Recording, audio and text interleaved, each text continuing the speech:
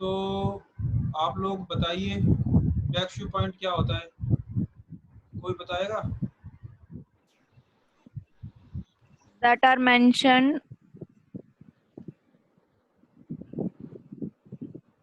on the back of the trunk.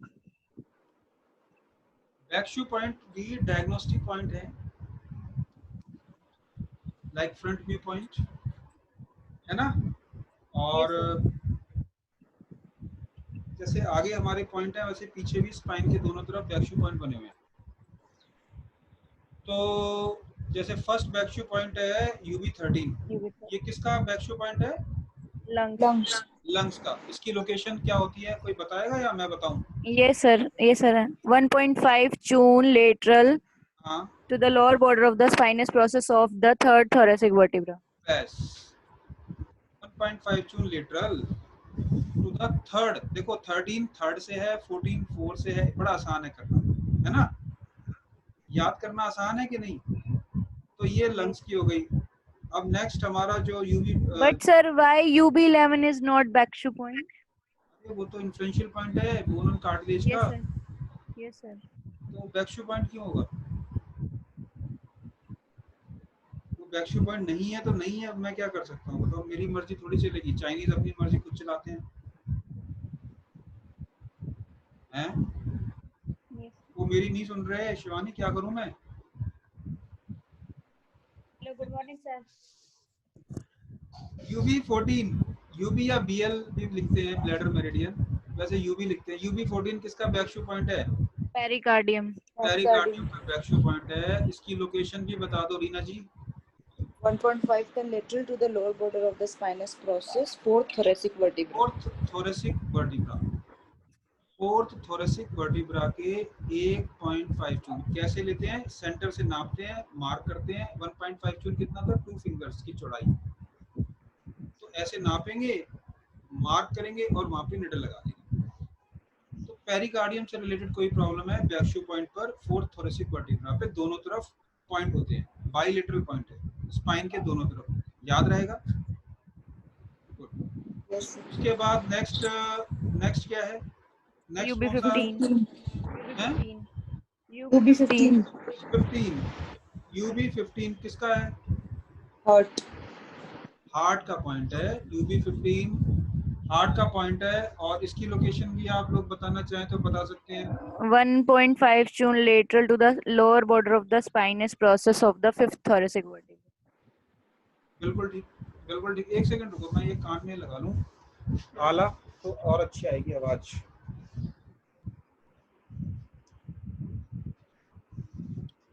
ये लीजिए, तो मैं देखता हूँ इसको लगा के।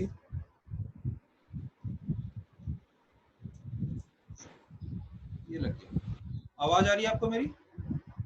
Yes, sir. UB15 आ गया। UB15 के बाद कौन सा है? UB18. UB18, 16, 17 कुछ नहीं है। 17 इन्फ्लुएंशियल पॉइंट है ब्लड का। 17 जो है बैकशू पॉइंट नहीं है, बैकशू पॉइंट है डायफ्राम का, इसमें दिया नहीं है आपकी लिस्ट में।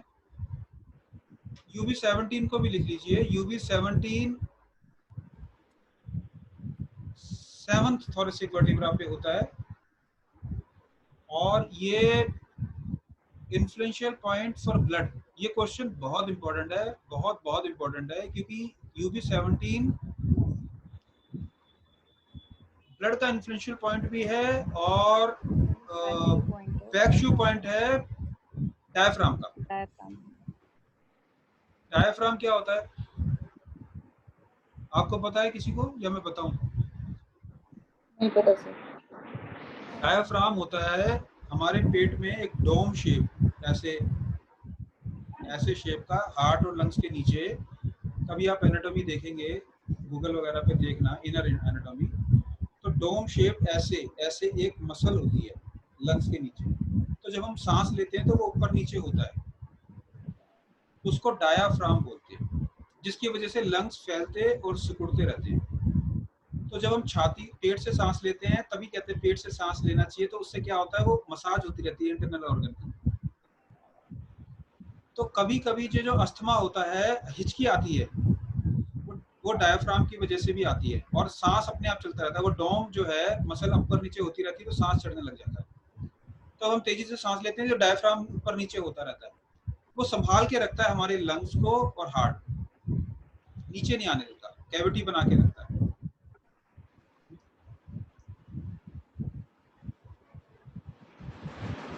Am I clear? Yes, sir. तो ये डायफ्राम होता है।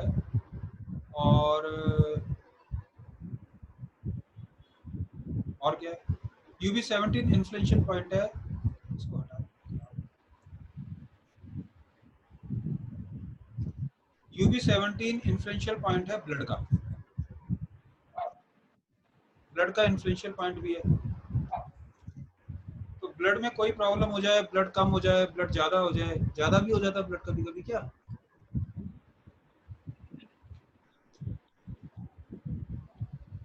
क्या ब्लड ज्यादा भी हो सकता है क्या?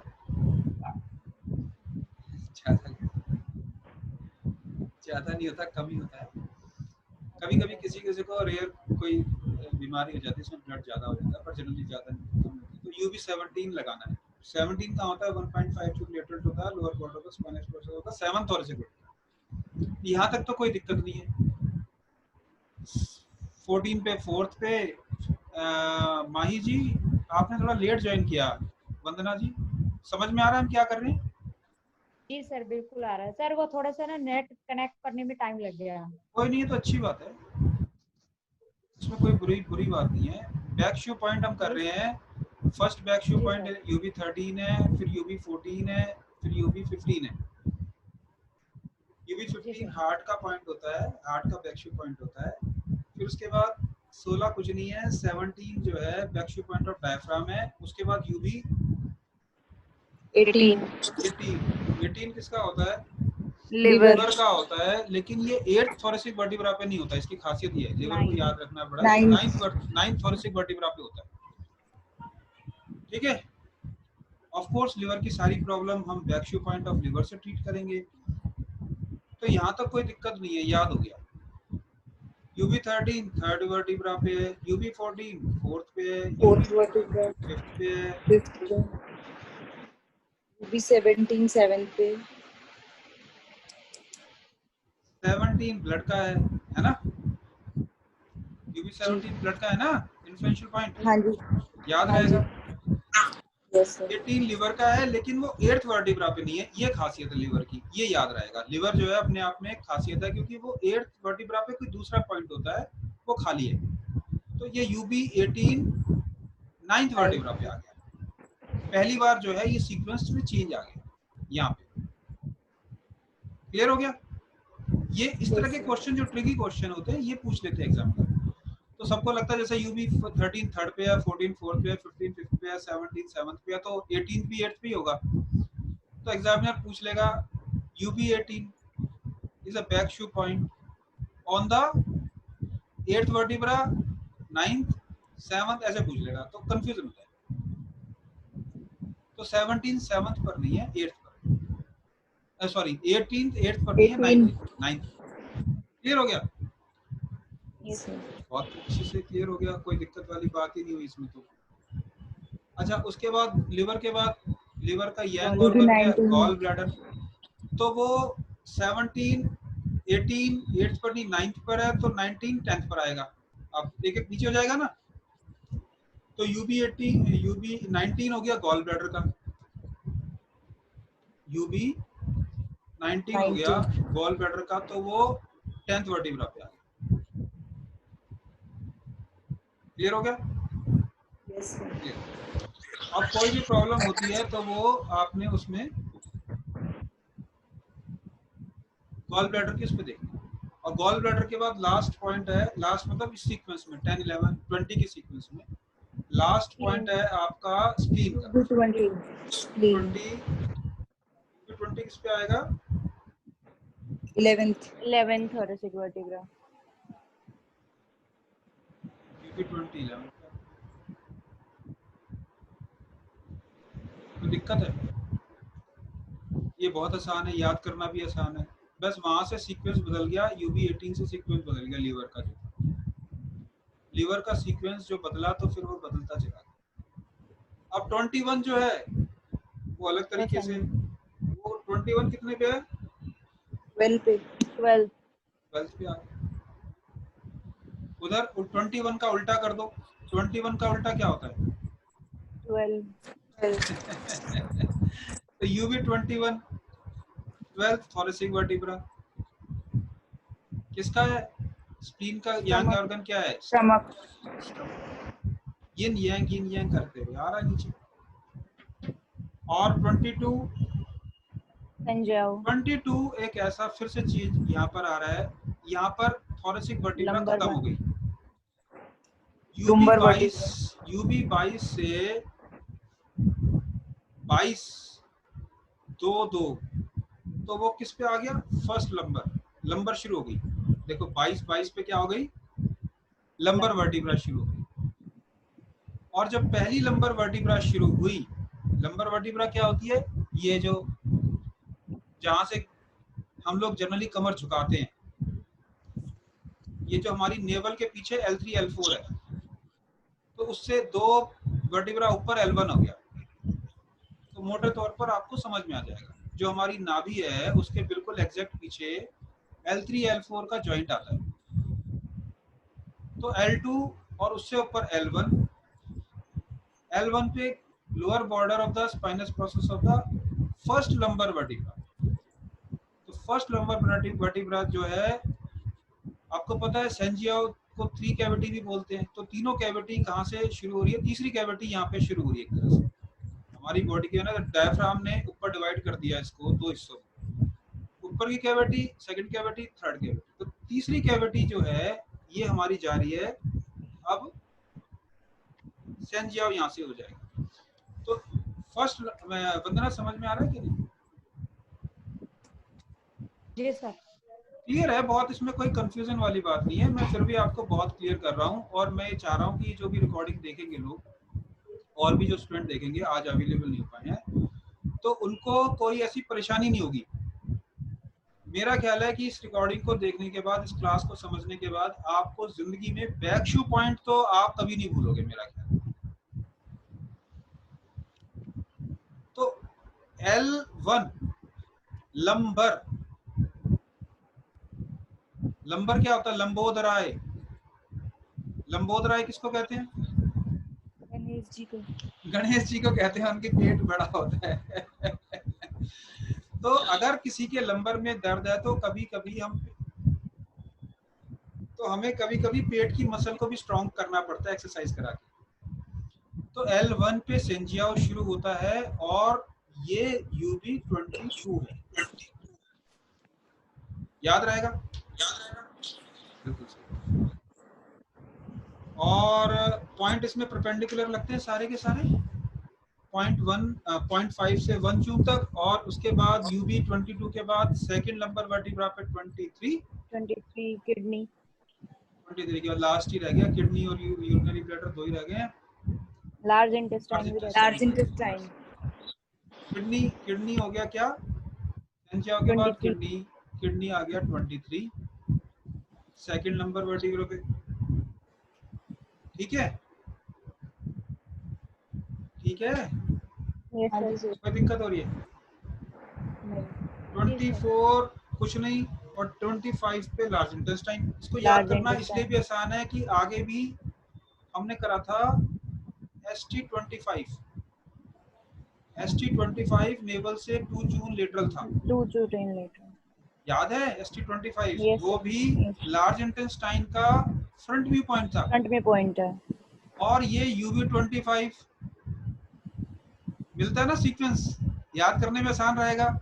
वो ST25 लार्ज इंटेस्टाइन का फ्रंट में है, ये UV25 बैक शू पॉइंट है large intestine. Large Large intestine. intestine. अब आप ये भी सोच सकते हैं कि फ्रंट व्यू पॉइंट है, बैक शू पॉइंट है, कब क्या लगाना है? लार्ज इंटेस्टाइन में प्रॉब्लम हुई तो आगे फ्रंट व्यू पॉइंट लगाना है कि बैक शू लगाना है? दोनों लगा सकते हैं। वो जब हम क्लिनिकल प्रैक्टिस में जाएंगे तो मैं बताऊंगा कब क्या लगाना है। क्लियर है? जी सर। ठीक है ना? तो एक बार फिर से समझ लेते हैं। UB22 first lumbar vertebra, UB23 second number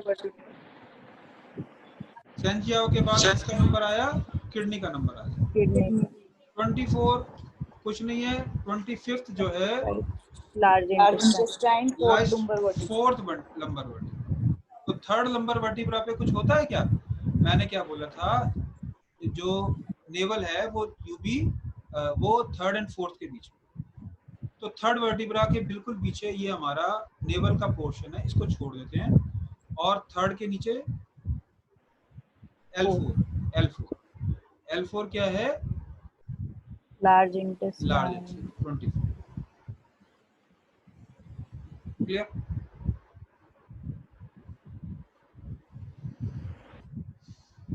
पच्चीस हो गया। अब बताइए क्या रह गया? 27 स्मॉल इंटेस्टाइन। सैक्रल फोरामिना में चला जाता है ये। तो इसके लिए हमारे पास चार्ट और मॉडल होना चाहिए था। आज हम इतना ही करते हैं, कोशिश करेंगे आपको ढंग से समझाएं सैक्रल फोरामिना में कैसे देखते हैं, क्योंकि उसको समझे बगैर आपकी समझ में आएगा नहीं। लंबर तक यहाँ खत्म हो गया। लंबर वर्टिब्रा का लास्ट बैकशू पॉइंट क्या है? 25 UB25 25 पे LI पे लार्ज इंटेस्टाइन पे खत्म हो गया। उसके बाद पॉइंट चले जाते हैं। ये सब छोटी छोटी चीजें पूछी जाती है। टेक्निकल कितनी है कि भाई लास्ट लंबर वर्टिब्रा का बैकशू पॉइंट क्या है? अब ये तो उसी को पता होगा जिसने डिटेल में स्टडी किया। छोटा सा क्वेश्चन है, UB25 देख समझ में आ गया सर। 5 नंबर वर्टिब्रा होती है ना, जी। और UB25 कहाँ पर होता है? Fourth lumbar vertebra. Fourth lumbar vertebra. Fourth number vertebra. ठीक है, तो इसका मतलब फिफ्थ नंबर वर्टिब्रा पे कुछ नहीं। याद रहेगा Yes sir. क्या? L5। अब मैं ये स्टेटमेंट बनाता हूँ, 1.5 जून lateral to the spinous process of the lower border of the spinous process of the L5 vertebra। तो पॉइंट है? कोई बैकशू पॉइंट होता है? No, sir. फॉल्स। तो अभी ये पूछा जाए स्टेटमेंट सही है या गलत है, तो आप बोलेंगे कुछ नहीं होता। L4 पे होता है। L4 पे UB25 पॉइंट होता है, जो कि लार्ज इंटेस्टाइन का पॉइंट है। ये लंबर का लास्ट पॉइंट है। उसके बाद हमारा जो पॉइंट है वो सैक्रल फोरामिना में चला जाता है। तो सैक्रल फोरामिना को कैसे आइडेंटिफाई करना है, कैसे करना है, कैसे देखना है, कोशिश करूंगा कल आपको नेक्स्ट टाइम में मैं आपको मॉडल ला के रखूँ इधर। यहाँ तक किसी को कोई दिक्कत परेशानी है तो बताइए। वंदना, रीना? नहीं सर। बहुत आसान है। कंफ्यूजन तो रहेगा ही, जिंदगी भर थोड़ा थोड़ा चलता रहेगा, चिंता मत। अब ये भी सवाल आता है कि बैकशू पॉइंट किस लिए काम आते हैं। एक तो नेचुरल सी बात है, लोकल प्रॉब्लम को ट्रीट करने पे, स्पाइन की जो भी प्रॉब्लम है, प्लस उस ऑर्गन की प्रॉब्लम को ट्रीट करने के लिए काम। ठीक है, और प्लस उस ऑर्गन से रिलेटेड सेंस ऑर्गन को ट्रीट करने के लिए काम आता है। जैसे कि UB13 किस किस के काम आएगा? सर लंग्स सेंसरी ऑर्गन है, nose. Skin, sense organ nose, और सेंस ऑर्गन इसका स्किन भी है।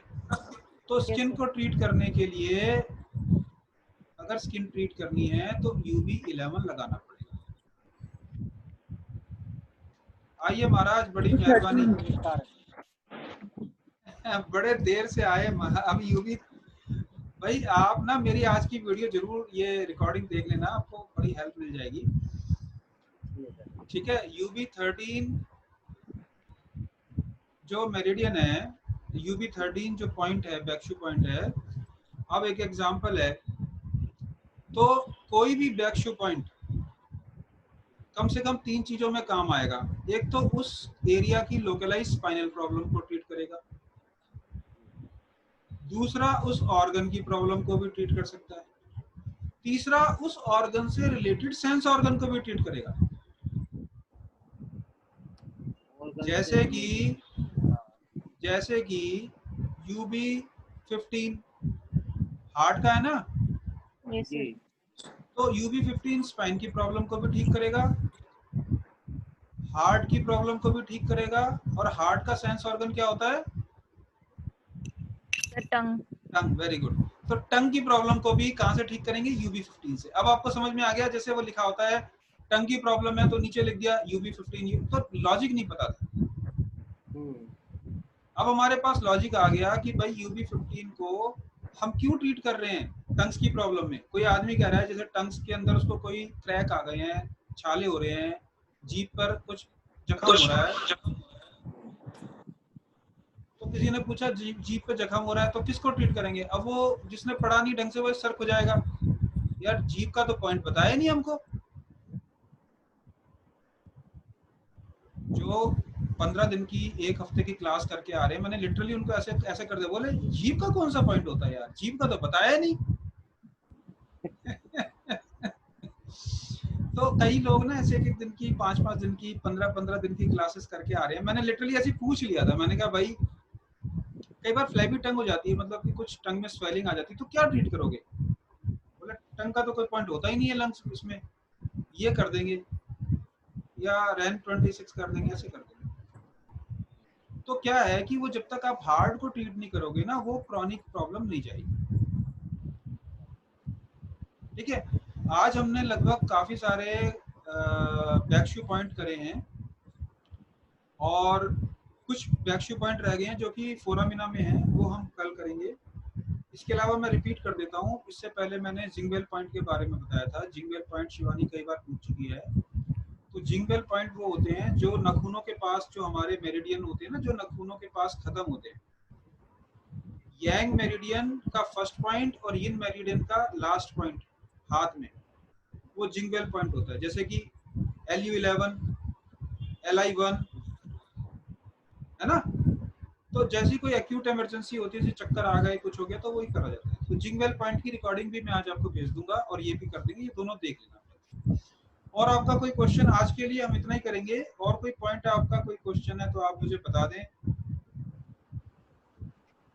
कोई क्वेश्चन है तो मैं आंसर कर देता हूँ, आपका कोई मन में सवाल आ रहा है तो।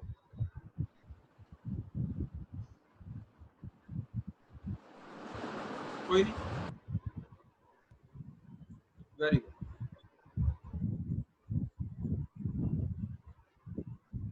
अभी भी मेरे को आप लोगों से थोड़ी शिकायत है, ग्रुप में कोई लोग क्वेश्चन नहीं डाल रहे हैं। महिपाल जी, आपसे भी थोड़ी शिकायत है। पूरी करेंगे सर, जल्दी करेंगे। आप भी इस डालें। ये शिवानी तो बहुत अच्छा काम करती है, इसने इतना कुछ डाला तो आई एम वेरी हैप्पी। इसने ये डाला, इसने बड़ी हेल्प कर दी हमारी। तो महिपाल, अरे डाला है भाई, महिपाल जी ने भी डाला, सही है। वंदना का कोई आज मैसेज नहीं आया, वंदना ने क्लास में कुछ नहीं डाला है, रीना ने भी नहीं डाला है। रीना जी ने कल तो बड़ा अच्छा डाला था, वंदना ने नहीं डाला है। वंदना, मैं आप सबका पार्टिसिपेशन चाहता हूँ। अब एक महीने तक मैं ना बड़ा कीमती समय निकाल रहा हूँ, मैं सही बता रहा हूँ। शाम के टाइम मुझे ना 1-2 कुंडलियां देखनी होती है। तो भी मैं आपकी क्लास नहीं छोड़ता आजकल, मैं कोशिश करता हूँ कि आपकी क्लास पक्का हो जाए। पर धन्यवाद, मिलते हैं कल शाम को 7 बजे, ठीक है, मिलते हैं, बाय। Nice.